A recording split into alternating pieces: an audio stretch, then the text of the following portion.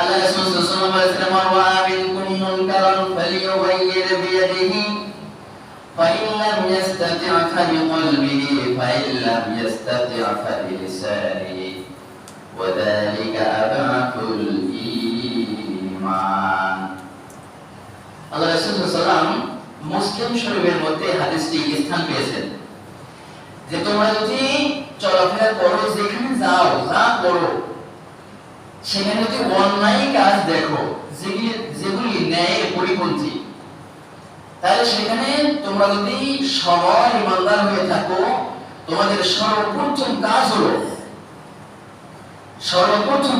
তোমাদেরকে হাত দিয়ে বাধা দিতে হবে। হাত দিয়ে বাধা মানে বুঝুন তো, হাত দিয়ে বাধা দিতে হবে।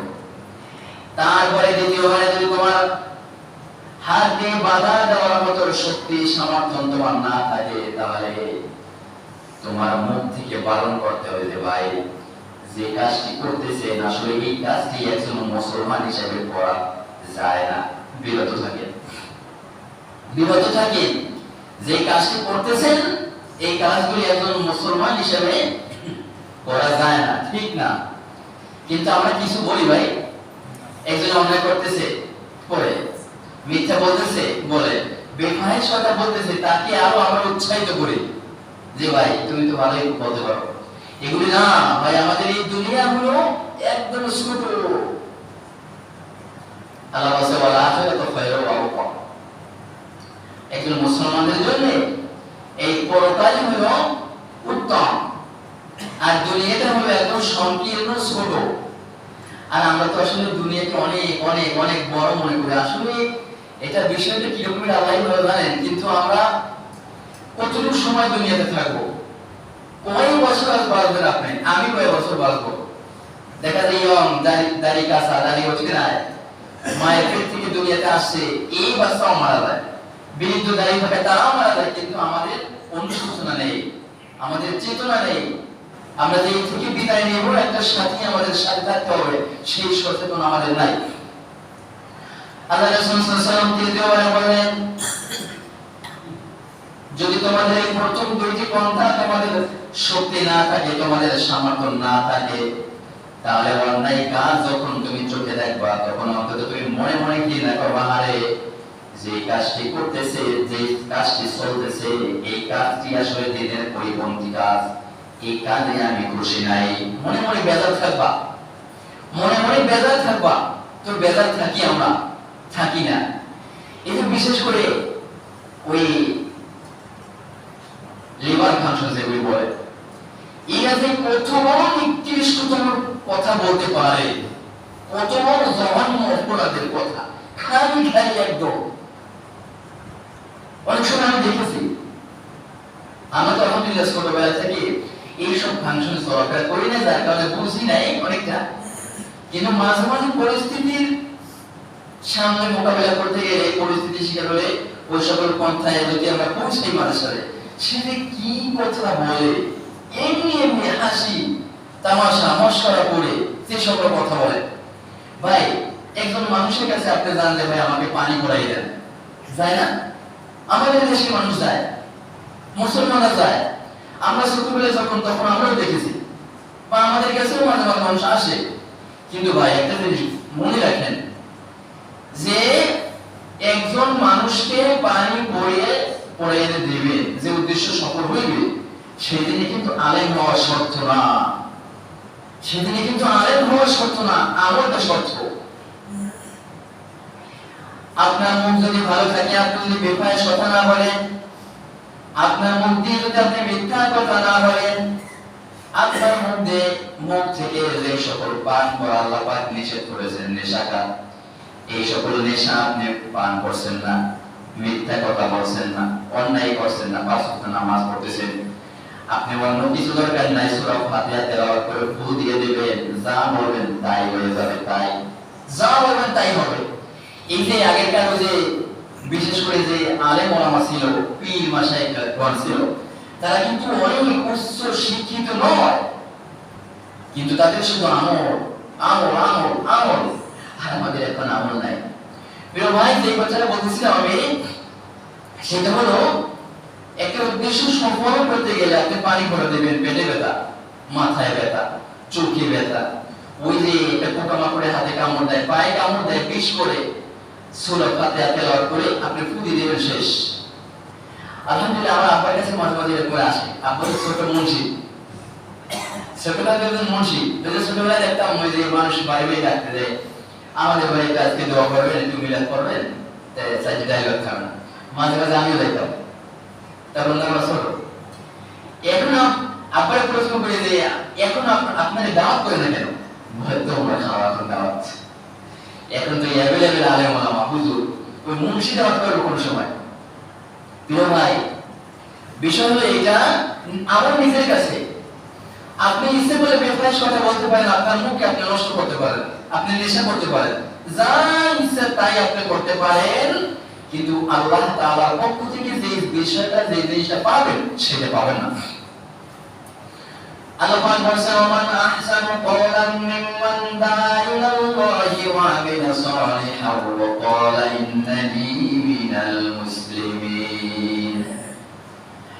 ওই সকল মানুষ সব থেকে ভালো যারা একমাত্র আল্লাহ তাআলার গোলামি করে এবং আল্লাহর পক্ষে মানুষদেরকে ডাকে এবং তিনি বলে আমি মুসলমান। আল্লাহ বলছে তার চাইতে ভালো মানুষ আর কেউ হতে পারে না। সুবহানাল্লাহ বলবেন না? কে? যে ব্যক্তি আল্লাহ পাকের কাজ করে এবং আল্লাহর পক্ষে তিনি মানুষকে ডাকে। প্রিয় ভাই দেখেন, এই যে আমি ছোটখাটো কোন মানুষ, তাই না? এই যে 2-4 কথা দিনের বলি, আপনাদের ছেলেমেয়েরা বলতে পারতো না? এই পথে যদি আপনি পৌঁছাতেন, পারতো, অবশ্যই পারতো। এটা কি এক কাজে দুই কাজ, এক কাজে দুই কাজ হয়ে যায়। কি দেখেন, অবশ্যই আলহামদুলিল্লাহ আমাদের উদ্দেশ্য হলো দ্বীনকে প্রচার করা, কিন্তু দ্বীনকে প্রচার করা হয়, নিজের দুনিয়ার চলাফেরা সেটাও হয়। তারপরে কি আল্লাহ পাকের কাছে হয়তোবা হইবে সেটা না, হয়তোবা আল্লাহ পাকের কাছে কিয়ামতের দিন একটু মর্যাদা বেশি বলেও হতে পারে, হলেও হতে পারে। কিন্তু যারা কাজ করে না, যারা কাজ করে না, তাদের পুরস্কার পাবে এই আশাবাদী হতো না। আমি কাজ করি, ভুল ত্রুটি হয়, হয়তোবা একটা ফল পেতেও পারে। আপনি গাছই রোপণ করেন না, ফল পাবেন বলেন? এজন্য প্রিয় ভাইরা শোনেন, শুধু মসজিদে ইমাম সাহেব দাওয়াত দেবে, ওই যে মাহফিল করতে আসলে সে আলেম ওলামা দাওয়াত দেবে, তাদের ভরসায় বসে থাকবেন, সেটা না। আপনিও মানুষকে দাওয়াত দেবে, আপনার ছেলে মেয়েদেরকে দাওয়াত দেবে, আপনার ছেলে মেয়েদের সম্পর্কে কিয়ামতের দিন আল্লাহ তাআলা আপনার কাছে জিজ্ঞাসাবাদ করবেন। আল্লাহ রাসূল সাল্লাল্লাহু আলাইহি ওয়াসাল্লাম মুসলিম শরীফের মধ্যে বর্ণনা করেছেন, ও দুনিয়ার মানুষ শুনে রাখো, কিয়ামতের দিন প্রত্যেকটা মেম্বারের কাছে আল্লাহ তাআলা হিসাব চাইবেন। ও দুনিয়ার মেম্বার, ওই যে আমাদের ইউনিয়ন পরিষদের মেম্বার সেই জানো, এক একটা পরিবারের মেম্বার। একটা ঘরে 5 জন মানুষ আছে, বাবা মা, 2 ভাই বোন, একজন দাদি বা নানি ইত্যাদি থাকতে পারে, 4-5 জন মানুষ আছে। এই 4-5 জন সদস্যকে তার মতো দায়িত্বশীল এখন থাকে না? একজন থাকে, 2 জন থাকে, 3 জন থাকে, একজন তো নরমালি থাকে, হয় বাবা থাকে, না হয় বড় ভাই থাকে, অন্য কেউ থাকে। কিন্তু তার দায়িত্ব কি? আজকে মেহমান আসছে, আজকে শাকবাজি খাবে নাকি ভালো মন্দ খাবে, তাই না? সেই দায়িত্বটা কার মাথার উপরে ওঠে বলেন? ওই যে পরিবারের মেম্বার, তাই না? সে যেভাবে হোক, আওয়াজ করে হোক, চুরি করে হোক, ডাকাতি করে হোক, ছুটে টাকা লাগায় হোক, কিন্তু আজকে ভালো মন্দ খেতেই হবে। এই যে দায়িত্ব নিয়েছে, ছেলে মেয়ে অসুস্থ হয়েছে, টাকা নাই, পয়সা নাই, যেভাবে হোক, ছেলের পোশাক লাগবে, বউয়ের পোশাক দরকার, সামগ্রী একটা জিনিস দরকার, সব কিছু ওই পরিবারের যিনি মেম্বার তিনি উসায়। আল্লাহ তাআলা জিজ্ঞাসাবাদ করবেন কিয়ামতের দিন, তোমাকে পরিবারের মেম্বার বানিয়েছিলাম, তোমার পরিবারের 5 জন সদস্য সম্পর্কে তুমি কেন উদাসীন হলা? আমার কাছে আজকে হিসাব দাও। পরিবারের 5 জন মেম্বার, 5 জন সদস্য, এই সব কিছু যাবতীয় সব তুমি গ্রহণ করেছো, কিন্তু নামাজ নাই, রোজা নাই, দিন নাই, কোরআন তেলাওয়াত নাই। এই কোরআন তেলাওয়াতটা কত বড় বড় বড় ইবাদত, নফল ইবাদতের মধ্যে সবচেয়ে বড় ইবাদত। অনেকে কোরআন তেলাওয়াত করতে পারে না, আর করবে যে এই আশাও নাই, পারে না। কিন্তু টাকা পয়সা নাই, হাত পা ছাড়ে বসে থাকে না, একটার পর একটা করতে থাকে, আরেকটা করে করে না? এজন্য প্রিয় ভাইরা শোনেন, আল্লাহ তাআলার কাছে আমরা যদি প্রিয় না হতে পারি দুনিয়াতেও শান্তি নাই। অনেক অনেক মানুষ দেখবেন নামাজ আদায় করে না, রোজা করে না, সদকা করে না, দান করে না, যাকাত দেয় না, দিলে কোনো নেয় না, পোশাক করে পানি ভালো করে খরচ করে না। দেখবেন এত কামাই করে 1000 1500 2000 নাই, শুধু নাই। বরকত একটা আলাদা জিনিস। আবার অনেক মানুষকে দেখবেন অল্প করে কামাই বাজা করতে 200 400 500 টাকা কামাই করে, কিন্তু আল্লাহ তাআলা এত বরকত দিয়েছেন, তার খাওয়া দাওয়ার পরে বছরে কিছু একটা জমা টাকা পয়সা থাকে। এই বরকত হলো উপরওয়ালার কাছে সব বরকত। এই তো আল্লাহ পাক আল্লাহ রাসূল সাল্লাল্লাহু আলাইহি ওয়াসাল্লাম সব এই সমগ্র বিশ্বে এক একটা ভাগ করে যে একটা দেশকে পরিচালনা করে রাজা বাদশা। এই রাজা বাদশার কাছে প্রশ্ন করা হবে, ও দুনিয়ার রাজা বাদশা, তোমাকে এমন মগজ দেওয়া হয়েছিল, এমন বুঝ তোমাকে দেওয়া হয়েছিল, তোমাকে একটা দেশের এত কোটি মানুষের দায়িত্ব তোমাকে দেওয়া হয়েছিল, এই মানুষ যাতে করে দিনের পথে চলে সেই সম্পর্কে তুমি কোনো কাজ করেছো কিনা? এই মানুষ যাতে করে দিনের পথে চলে সেই সম্পর্কে তুমি কোনো কাজ করছো? যদি কাজ করে তো ভালো, আলহামদুলিল্লাহ। যদি কাজ না করে, আমরা শুধু দায়িত্বশীল হতে চাই। প্রত্যেকটা মানুষ দেখবেন, আমাকে সভাপতি বানাইতো, আমাকে সেক্রেটারি বানাইতো, আমাকে অমুক দায়িত্ব দিত, আমি ইউনিয়নের চেয়ারম্যান হইতাম, মেম্বার হইতাম, পার্লামেন্টের মেম্বার হইতাম। আশা আছে কিনা? কিন্তু হওয়ার পরে আদৌ জনগণের কথা একদম বিলকুল ভুলে যায়। কিন্তু শোনেন, আল্লাহ রাসূল সাল্লাল্লাহু আলাইহি ওয়াসাল্লাম সাহাবায়ে কেরাম যখনই কোনো দায়িত্ব পেতেন, নিজে চেয়ে দায়িত্ব পেতেন না। যখনই কোনো দায়িত্ব পেতেন তখন কান্নাকাটি করতেন, আল্লাহ এতগুলি মানুষের দায়িত্ব আমার গায়ের উপরে চাপাইছে, এতগুলি মানুষের দায়িত্ব আমার উপরে এসেছে, তুমি দয়া করে মায়া করে এই হকগুলি আমাকে সঠিকভাবে আদায় করার তৌফিক দিয়ে দাও। কিন্তু আমরা দায়িত্ব নিতে চাই, কিন্তু দায়িত্ব নেওয়ার পরে এই বড় সে বড় মানে মানুষকে মানুষ মনে করে না। প্রিয় ভাই, আপনার কবরে আপনি ব্যক্তিগত যাবেন, আমার কবরে আমিও যাব, কিন্তু এই যে হিংসা, অহংকার, বিদ্বেষ, দায়িত্ব পেয়ে দায়িত্বের ব্যাপারে অবমাননা, অবহেলিত, এগুলি অত্যন্ত নিম্নগামী কাজ। তাহলে কি বললাম? রাজা বাচ্চার ব্যাপারে বলা হবে, আর পরিবারের মেম্বারের কথা বলা হবে। তিনটে কথা এখানে আসছে। আর একটা কথা হলো এই যে নারীদের ব্যাপারে। এই যে অনেক নারীরা, এই যে হাজবেন্ডটা কি করে, পরিবারের যে মেম্বার, তিনি তো কামাই বাজার করতে দেশ থেকে বাইরে যায়, আবার ঘর থেকে দূর দূরান্তে যায়, আবার সন্ধ্যায় বাসায় ফেরে। কিন্তু এরকম যদি কোনো নারী থাকে যে স্বামীর কথার বাহিরে তার সম্পদকে ব্যয় করে, তিনি আল্লাহর কাছে কিয়ামতের দিন পাকড়াও হবে। এরকম অনেক নারী আছে। আবার আমিও শুনেছি, আমাদের কাছে অনেকে বলে, আমরা তো ইমাম সাহেব, আমাদের কাছে মানে ভালো মন্দ অনেক কথা বলে, যে বাড়ি থেকে চুরি করে স্বামী বাড়ি থেকে চুরি করে শ্বশুর বাড়িতে নিয়ে যায়। এরকমের মায়েরা আমাদের আছে। এগুলি করা যাবে না। আপনার হাজবেন্ড ওয়াইফ একদম পার্সোনালি বিষয়, তাকে আপনি পটিয়ে নেবেন, তাকে বুঝাবেন যে এত দেয় এই সমস্যা ওই সমস্যা, তাকে বুঝিয়ে নাও। তুমি অন্যের জন্য তুমি নিজেকে ক্ষতিগ্রস্ত করো। এই জন্য প্রিয় ভাইয়েরা, আল্লাহ রাসূল সাল্লাল্লাহু আলাইহি ওয়াসাল্লাম বলেছেন, আর চতুর্থবারের দায়িত্বশীল হল ওই সকল মানুষ, যে সকল কর্মচারী যারা কাজ করে মানুষের, তাদের কাজ যদি সঠিকভাবে বুঝিয়ে না দেয়, সঠিকভাবে কাজ না বুঝিয়ে তারপরে টাকা চায় এবং টাকা নেওয়ার মান করে টাকা চায়, তাহলে কি আমাদের দিন আল্লাহ পাকের কাঠগড়ায় এই সকল মানুষকে দাঁড়াতে হবে যে সঠিকভাবে কাজ না করে কেন টাকা নিয়েছো, সঠিকভাবে কাজ না করে কেন টাকা নিয়েছো। এই জন্য প্রিয় ভাইরা, আমাদের ছেলে মেয়ে আছে, অনেকেই ছেলে মেয়ে আছে, কিন্তু ছেলে মেয়েদের ব্যাপারে আমরা উদাসীন। কি ছোট মানুষ শীতে কেমনে উঠবে, কেমনে নামাজ আদায় করবে, এই কথাটা আপনার ছেলেকে আপনি ভালোবাসেন না।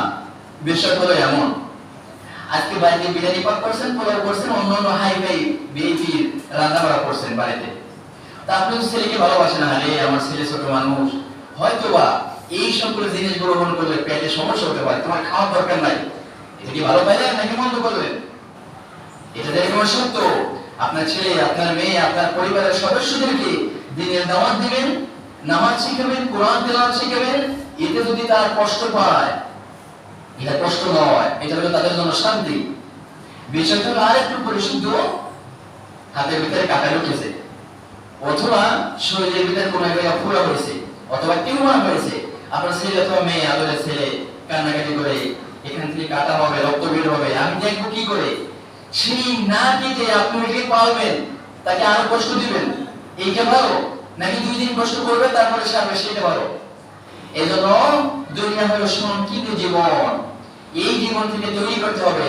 আর ছেলে মেয়েদের সব চাইতে বড় শিক্ষক হলো বাবা এবং মা। যেই পরিবারে বাবা এবং মা ভালো, তাদের সন্তান অবশ্যই ভালো হবে। আলহামদুলিল্লাহ, ওই যে পরিবারের বাবা মা নামাজ আদায় করে, দেখবেন ছোট ছোট ছেলে মেয়েরা ওদের ফজরের সময় আজান দিলেই উঠে, অটোমেটিকলি উঠে। আর আবার যে সকল পরিবারে দেখবেন নামাজ আদায় করে না, ওদেরকে সকালে ঘুমালে উঠবে না, ঘুম তো ঘুম। এজন্য বাবা এবং মা হলো সবথেকে বড় ফ্যাক্টরি এবং সবথেকে বড় শিক্ষক। আপনি মাদ্রাসায় লেখাপড়া করাবেন, ছেলেকে হিফজ পড়াবেন, বাড়ি এসে নামাজ পড়বে না, পোশাক পরে পানি দিবে না, চুল বড় বড় করবে, গিলের নিচে প্যান্ট পরবে, এই শিক্ষাটা বাবা মা দেয় না। শিক্ষক দিয়ে ওখানে ছাড়ে, বাড়িতে থাকে কত ঘন্টা? 20 ঘন্টা অথবা 18 ঘন্টা, আর শিক্ষকের কাছে থাকে 4 ঘন্টা। ওই 4 ঘন্টায় যা কিছু বলে 18 ঘন্টায় সব কিছু শেষ করে দেয়।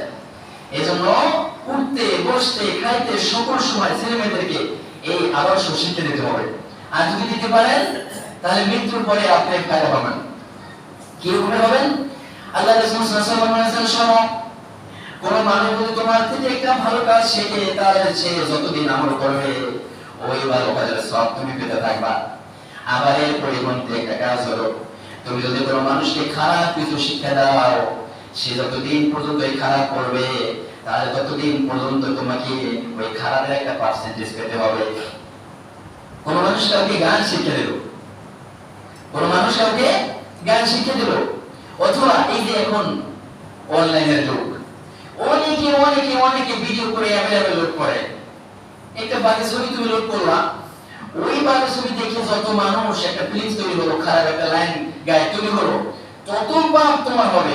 কেন করবে এগুলো?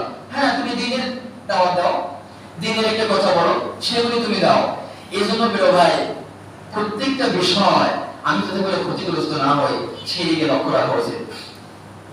শেষ মুহূর্তে আল্লাহ পাক বলেছেন, ومن أحسن قولا ممن دعا إلى الله وعمل صالحا وقال إنني من المسلمين।